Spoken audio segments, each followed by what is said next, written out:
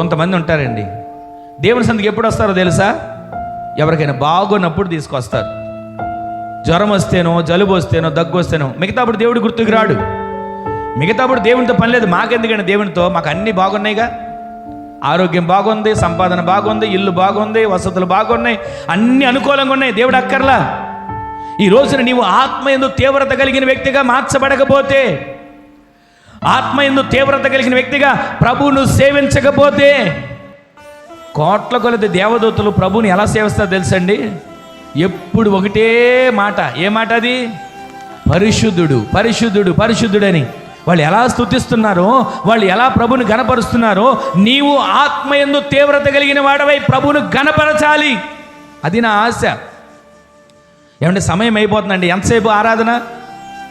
సమయం అయిపోతుందండి, ఎంతసేపు ప్రార్థన? మాకు ఈ టైం గల భోజనం చేస్తాం, తప్పు కాదు, నేను ఎవరిని తప్పు అనట్లా. సమయాన్ని భోజనం చేయడం కరెక్టే, దానివల్ల ఆరోగ్యం కాపాడబడుతుంది.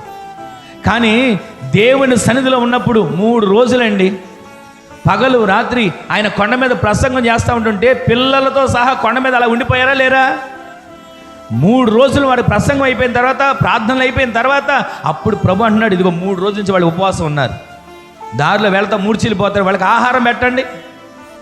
అంటే ఆత్మలో తీవ్రత కలిగిన వాడికి ఆకలి అనిపించదు. 3 రోజులు అక్కడ ఉన్నారు కదా, ఎవ్వరు కూడా ఆకలి మాట ఎత్తలేదండి.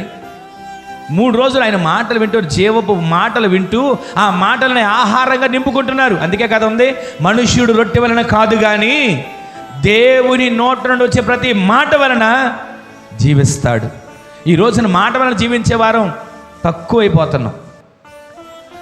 మాట వలన జీవించడం ఏంటో తెలుసా?